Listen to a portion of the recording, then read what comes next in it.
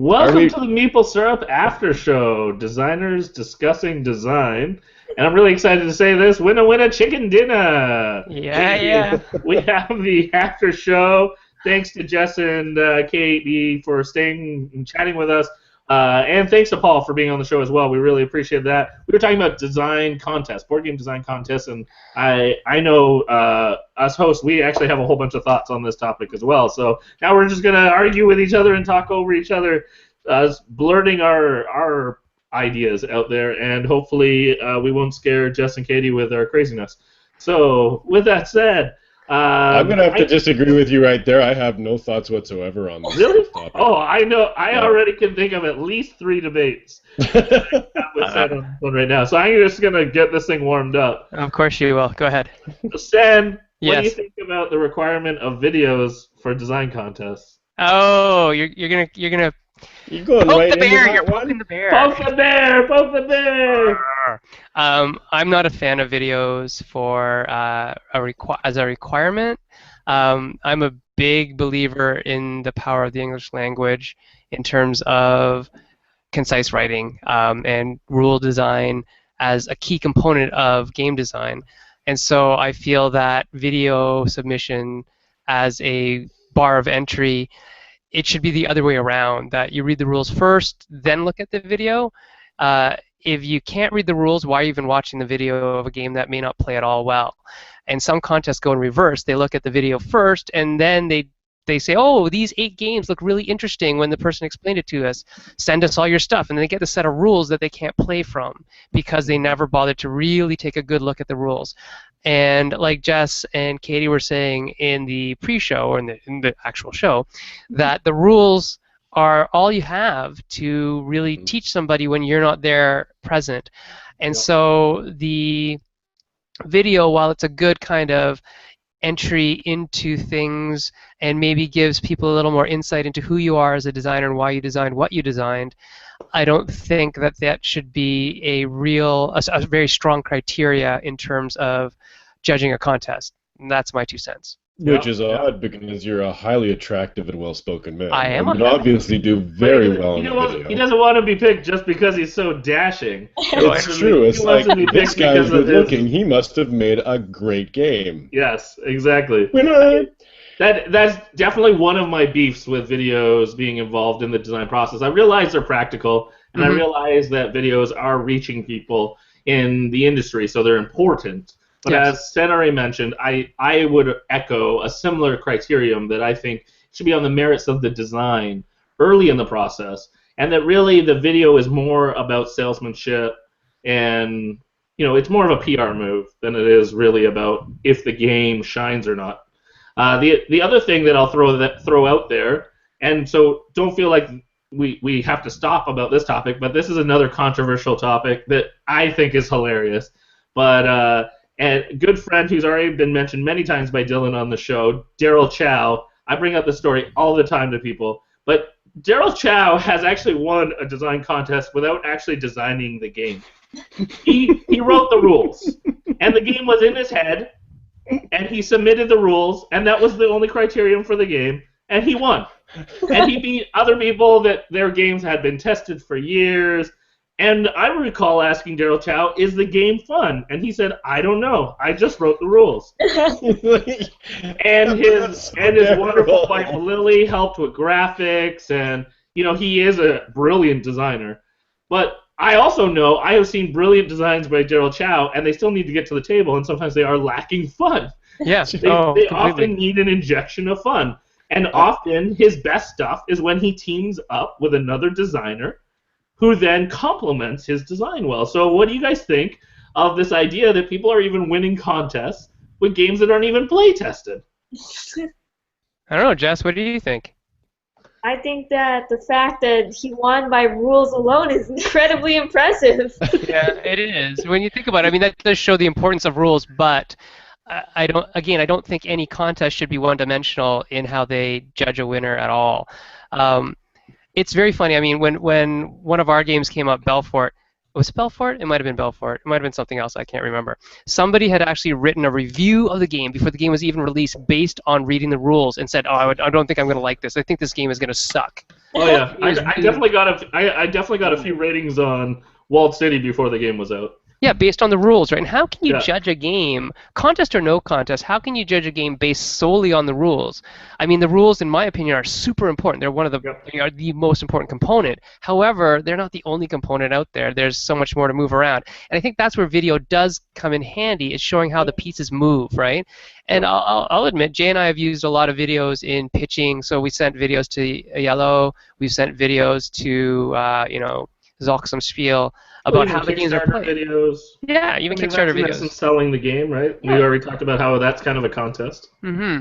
And we do that in order to break through the translation barriers if we didn't write the rules in a very translation-friendly manner. A lot of the reps are very English-friendly and very fluent. It's just when it comes to the writing it out, did we write it too technically for them to understand if they speak French as their first language or something like that? And so we'll show them on the video. As you know, though, I know English. I learned it from a book, and my rules are terrible. My rules are absolutely horrible. Your rules are so horrible. I'd hate to be judged by my rules. Right. You know, I can write other things. Trust me. Yes. But rules Yes. I can write. But you can also have it worse and also be judged by the way your chits punch. So that can suck too. Well, but you know what? Another way design contests decide. That's through collusion. I mean, how did we not talk at all about things like a little wink, wink, bribe, bribe, nudge, nudge, buy my logo, put it on your box. Like, how did we not even touch that during our episode? What do you think? Are there crooked design contests? Well, as we know, Walled City was sponsored by Castrol and by MotoMaster tires. Hey, nothing wrong with Big Oil. Nothing wrong with Big Oil. But no,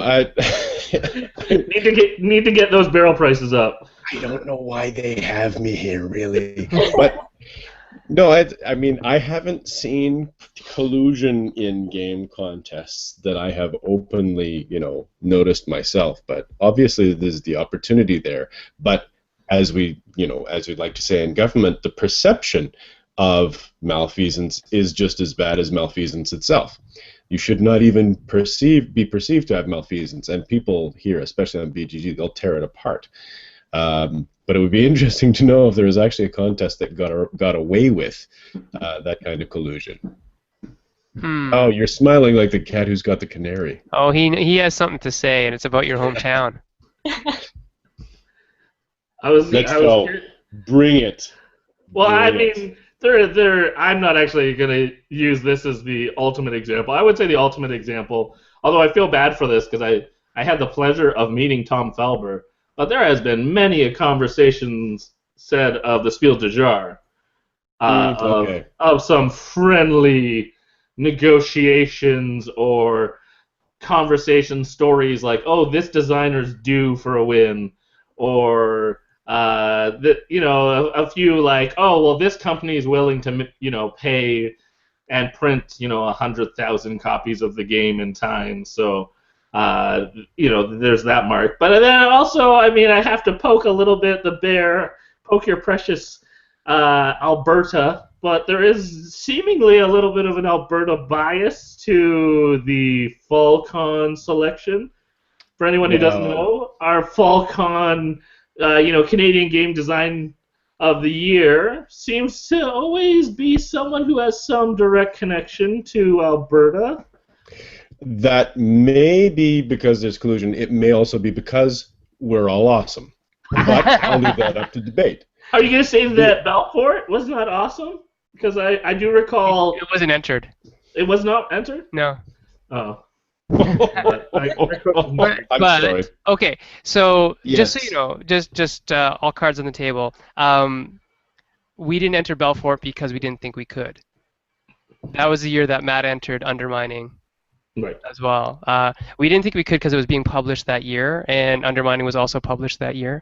So that's actually why I didn't put in Walled City this year. Yeah. So there's some iffiness about what is a design and what is a published game, and what is the difference between that. And we have a lot of debates about this stuff on the forums and whatnot. That was actually on my future conversation topics too. Yeah.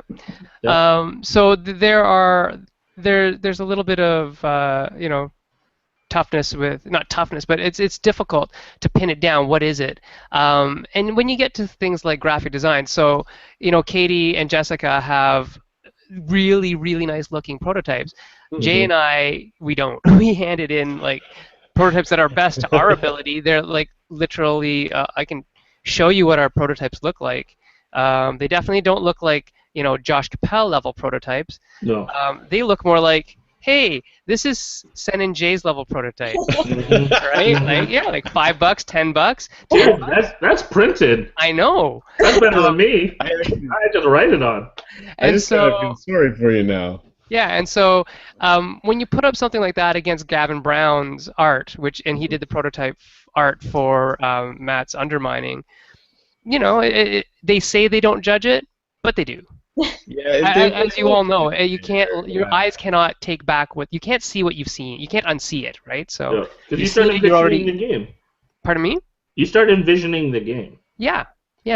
And so, yes, a good prototype, a really nice-looking prototype, will get you through a lot of doors. Will get you through a ton of doors. However, at the end of the day, that's not what it should be about. And sadly, I think contests are so much so in the way of, we've got a lot of volume, we got a lot of people, we got a lot of product to get through. What can we judge as quickly as we can that has some merit as a metric, right? So playing the game 20 times and judging that's hard. That's a lot of work. Looking at it and seeing if the components look cool, that's easy. You do that once and you can say that is better than this. You can judge that pretty objectively and subjectively at the same time. Which is why I make my initial call on smell. But I wanted to come back to that's a great idea. Yeah. I wanted to make so Biblios would lose every contest. That's the thing. I mean, seriously, it's a good judge of quality. But I wanted to make a little space for Katie and Jess and come back to the videos, because there was something about their video, specifically for the game, that was magical, and they actually went more into the meat of the game. Like some videos went long in the contest, some videos were a little shorter. Jess and Katie's video was a little more on the short side, direct into cut straight to the quick of the matter, but also had me going I'm gonna pick up this. No, I want to move over there. I would seriously wanted to reach into the screen and just kind of play the game, and I didn't have that feeling from any other game. Right. There was something there. There was some magic there that was created, and it was the game itself. So to that degree, I can actually see there are some good examples of videos where it really was straight up. Video was just the game itself, the meat of the game, and I wanted to play it because I saw it. It's like seeing it on a coffee table or something like that at the local coffee store and just wanting to sit down. But Katie and Jess, how did you make that video? Was it hours and hours and hours of editing, or did you just go at it and just throw it together? But it was really good, whatever you did. Was it the entry video that we did? The entry video, the entry went to the contest. So what I wanted to do was kind of show just the fun parts of the game, essentially. So we picked out kind of what we would do. A lot of it was us playing the game in the beginning. So whatever happened actually happened. We did kind of speed up through the magic of TV to the end of the game, showing kind of the end game. But we really wanted to showcase kind of the components. I think the video also had the cards would come up whenever I was talking about them, so that people could kind of understand what I was talking about, because it was hard to see on that angle of the camera. So. Yep. I think that's just a very good model. If you're looking to make a video of your game, go straight to what's fun. That makes perfect sense, and you guys did it really well. I think that's a model you should use for anything. When you're pitching live, when you're doing your sell sheets, it's always go to the fun. When you're making a game, just go to the fun. If there's something that's not fun in your game, just chuck it. Get rid of it. You tell that to Mr. Chow, right? You tell that to Mr. Chow. I've told that to Mr. Chow a few times. Well, you both are collaborating with him on game design, so you know that battle very well. Yeah. And we started to dabble on it was Sen's comment, and I'm paraphrasing because I can't remember the exact quote, but I believe it was on our show. Eric Lang said, or maybe, oh no, maybe it was actually at Fan Expo. But he made the comment of that contests are not for professionals. So how do we feel about that? Like, how do we feel? Like, is it that contests are for the new designers to come through, or are established designers, the pros like an Eric Lang, is that appropriate for him to enter contests, or are contests, is there a purity to contests where it should be, for the undiscovered? Well, For the U.S. basketball team, for example. Yeah. And that actually speaks exactly to the point I was going to make. Yes. So okay, Dylan, you know Latin, so you do know Latin, right? A little. So where does amateur come from? If you know French, you know it too. Actually, no, I have no idea where that comes from. For the love of. Yeah, I was just gonna say, I know that one. Yeah. So professionals for the money, right? Yeah. Amateurs for the love of, and contests like these design contests specifically, a lot of them are kind of for the love of it because you're not getting a lot out of it. And people like Eric, people like Jay and I, we have all the contacts we need. We don't need to enter a contest to say our design is good. We can validate that with our playtest teams, and any of the prize money or whatever it may not even be worth the time it takes to get the design there, instead of spending all the time to the contest to actually pitch it to somebody else who might actually just sign it. And the level of feedback that we've gotten from the contests that we have entered have not been nearly as good as the feedback that we get when we lead our feedback teams, because we're very skilled at actually getting the feedback from our playtesters ourselves. So yeah, for us, it doesn't make sense. Mm-hmm. Not putting myself in the league of Eric in the case of skilled design. You're named on the same T-shirt. But the point being that I think at a certain time it stops having the value that it has to more green, neophyte, whatever you want to call them, amateurs, people who want to do it for the love of it, right? And that's okay. I think there's a place for everything. And then there are the design contests. They're not really design contests because you're not submitting an unpublished design. They're what is the best game of the year? What is the best game of this category? So we've won design awards in Games Magazine, in the Geekies. We've won games in Austria, in Spain.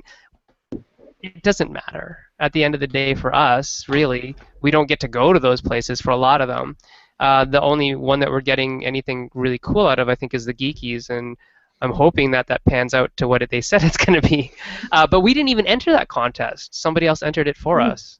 We got nominated by some other person. So there you go. Yeah, so we got a ray gun out of it, which is kind of cool. But yeah, at a certain level, I think that it's not necessarily necessary to do that, and you'll learn how to do everything the contest can do for you by yourself, and you'll do it better and faster and cheaper. That's kind of it. I want to know about Katie and Jess's design group. Like obviously you are kind of leading in teaching how to make components and stuff like that, but bringing your design process to bear and how you get the groups to work together. How is that working for you? Organizing the contests and whatnot. Mm-hmm. It's helped that we have gone through kind of the process ourselves. We're still in the kind of amateur, so contests are like really helpful to us, especially getting our name. I'm right there with you, so I'm an amateur compared to these guys. But. We're like nowhere from the middle of the United States, and just having these contests is great. Running playtest events are really helpful, especially getting people to understand how important it is to keep testing your game. So make sure that your game is fun, and that people will enjoy your game. Just like creating that community between the contestants and the players and the people designing the games has been really great too. Absolutely. Oh, that's great feedback. What about you, Jess? Anything you'd add to that? We just had a playtest game night this past Monday. Cool. place. Yeah. And it was really cool to see all the contestants come out with all their games. And there was one game that was like 40 years in the making. Oh, yeah. 50, Yeah. 40 years. It was really crazy just seeing like people come out of like the works being like, oh yeah, I've been making this game forever, and Sure. like, having that competition for them to be able to show it is really cool. Well, actually, that's a question that came up during our other show, and we never got to it, an audience question. And I was curious, so, I mean, we might as well, while you're here, also ask it. Sometimes newer designers, we cling to one design, we work on it forever. Do you guys have more designs you're working on? Do you work on multiple designs at the same time? How does that work for you two? So Transportato. we are not doing Transportato. No, we're not doing that. I want to hear about Transportato now. Yes, you can explain what Transportato is. I don't know, but it's got to involve transporting potatoes because it's Transportato. And it's in space Sounds for great. some reason. And it's in space. Beauty. Potato planets. Exactly. That sounds wonderful. I love it. I've got to send you a link to a wonderful Canadian song called Bud the Spud. All about potatoes. All about potatoes. All about potatoes. Stompin' Tom Connors singing about potatoes. Wow. I can't believe how many times we've kind of done It's All About the Bass or All About Potato or something that has reference back to that. Where did Sen go? That's an excellent question. I was going to comment on that. We have lost Sen for, I think, the third or fourth time. Sometimes we lose Sen off air, sometimes we lose Sen on air. The biggest problem that we've learned from today is that when Sen drops out, he comes back magically, but then the show randomly turns off.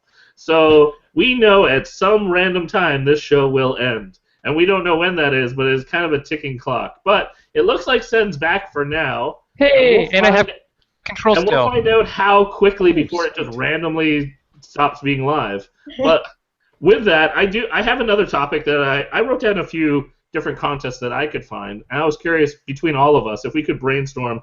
What are some of the big contests? Katie and Jess already mentioned a few, and we've had a few people on. But is there any from the hosts that we're aware of contests for designers? Hippo Dice. Hippo Dice, yeah. I wrote down a whole bunch for Hippo Dice of previous winners. Do you want to hear some? Yeah. Yeah. There's some interesting ones like Stefan Dora, Jeffrey D. Allers, Inca and Marcus Brand, Michael Stadt. So we're talking like games like Pagoda, Yunnan, Nobleman, Mississippi Queen, New Haven, Firenze, Guatemala City. All those games have come out of Hippo Dice. Yep. And I have to give a shout out, 2007, best long player game, Caribe, Rob Bartel. Yes, that's right, Rob Bartel. That one has been, that Hippo Dice win has kind of been a bit of a curse on Caribe. Yeah, I don't even know this game, but Rob Bartel, if anyone's unaware, is a friend. He's part of the Game Artisans Again, actually one of the founding people, isn't he? Yep, one of the founding members. And he, most people are familiar with his famous games line, the micro games, or I 9 cards. Basically invented the genre, or is one of the co-creators of micro games. But yeah, I mean he put out Caribe some time ago, and kind of the comments at the time were like, this is like the Euro lovers Euro. It's like perfect. It's got it all going for it. But Wow. Yeah, comments were great. But then he changed the name to Tortuga. Then Sen and Jay stole that. So. We did not steal that. Somebody else stole that for us. I'll also mention, because I'm excited, because I have this game in the mail coming to my house right now, but a 2010 winner of the Hippo Dice was Die Stoffer, which is now the Stoffer Dynasty, by Z-Man. So that's an example of even, winning in 2010, and we're seeing it really in 2015. So, I mean, there's quite a timeline as well for a game to maybe be in a contest and be published out, so we can all look forward to Total Package Wipeout coming out in 2019. Total Package Wipeout? 2019 or sooner? Total Party Wipeout. Total Party Wipeout. What did I say? Total package No. wipeout. Did I? That's Yeah. even better. I'm sounds no like a longer frat screwing game, up dude. names. I'm now screwing up names of games. Total package wipeout. It's all about defeating your competing mail trucks. Yes. Yes. Yes. That's the sequel. Sorry, I gave it away. Sorry. Sorry, Seth was shouting out noblemen on the chat over here. Yes. Seth Jaffe, who is, I don't know, he designed something. How is he in our something, chat? was it? This isn't even public. Domain, is it, or something? Anyway, yeah. No, Nobleman was a previous winner of Hippo Dice. I have that written down. There you go. Yeah. Nobleman, Portobello Market, Karnag, Pagoda, Yunnan, Firenze. I just got Firenze. Yeah, some pretty good games. Believe it or not, I had actually entered Genji to Hippo Dice, and at the same time I had dropped it over to Z-Man, and he picked it up, and so I pulled it from Hippo Dice. But that's the story on that one. But, I believe, didn't Stefan Alexander's game, wasn't that a Hippo Dice that became like Area 51? No, that was so the company that Merkler. makes parts. Yes. Yeah. So they run a contest that says, okay, here we have a bunch of parts. What game can you make out of it? Sort of like the collapse cards thing, where you have a restricted sounds familiar. party set. Yeah. And Stefan won that contest with a game called Area 51 that is coming out sometime soon, I think. Another contest I wrote down was Ludo Polis, or however you want to say that. It's a Spanish contest, and the reason that came on my radar was in 2013 we had 3 game artisans in the final 10. So there was Oran's Supervillains, and then was it Orc Tribes? No, Orc Tribes wasn't in that one. Okay. It was that one also. Daniel had 2 with his Meteor Strike and Time Troopers. Oh, okay. So There's also that one came on my radar because of knowing some people that Yeah. became finalists. Did you mention the Korean contest? No, we hadn't talked about that one yet either. Yeah, so there's a contest in Korea that's basically just for card games. Yep. And so we often have people entering that from the artisans.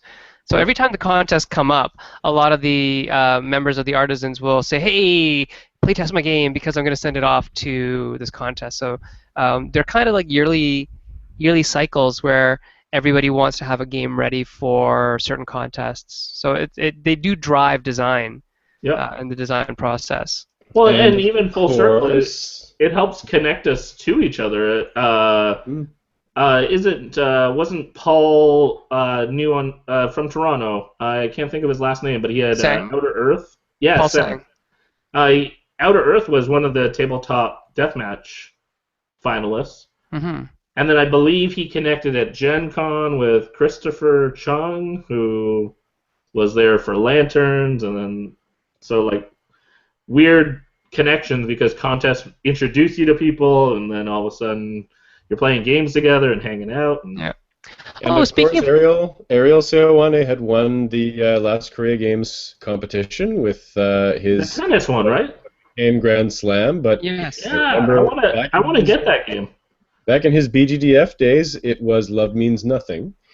And on the Board Game Designer Forum, when you want to talk about contests that Seth was actually bringing up, we had these kind of game design slams where you had to make a pitch. It was all about just the pitch. So, like, you pitch a game idea, and everyone competes in a secret ballot, and kind of we would take turns running it. And I think that was a great kind of like forge for getting the dross out of our pitches and really learning how to pitch a game and talk about the fun as quickly as possible in a discussion.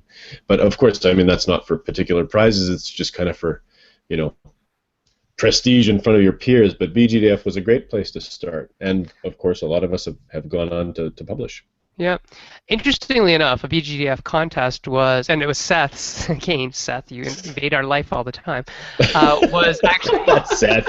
Was the impetus for Tortuga, which was originally Swashbucklers, which was originally Pirate Dice, which was originally based on Seth wanting a pirate-themed dice game. And so I made up a set of dice, and we were trying to make a weird kind of we were trying to make this weird kind of poker game out of it, and it didn't work. I remember this. But this other thing worked, and it became Swashbucklers. And then Swashbucklers got taken to Essen and pitched to Queen, and Queen signed it, and then kickstarted it, and it was successful, and now it's published. And you can play it. Yeah, you can play that game. I have it. Oh no, it's upstairs. I took it at my board game event on Saturday. Yeah, mine's in the Take to the Cafe box. Oh, I forgot to give a shout out to. Do you guys mind if I give a shout out for the event that I ran on Saturday? No, go right ahead. Oh, because this is actually really exciting. So I've been running charity board game events every couple months. It's actually inspired by the Nerd Nighters. So the Nerd Nighters were running these charity board game events around their city. Actually, a little bit because they didn't have board game cafes or anything like that. So they just decided, hey, let's just like talk to some bars and restaurants and ask, could we do like a board game night here, and just everyone chips in a bit towards a charity. And so you could play games and help people.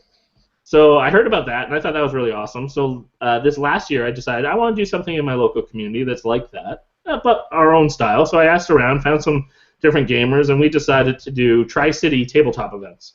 And so for every 2 months, we run a charity board game event where you just show up, chip in a few bucks, maybe we'll have an auction, maybe, different things, but all the money 100% goes to a different charity. And so the fun thing is we just had our last one of the year. We totaled it up, and we raised $1,540.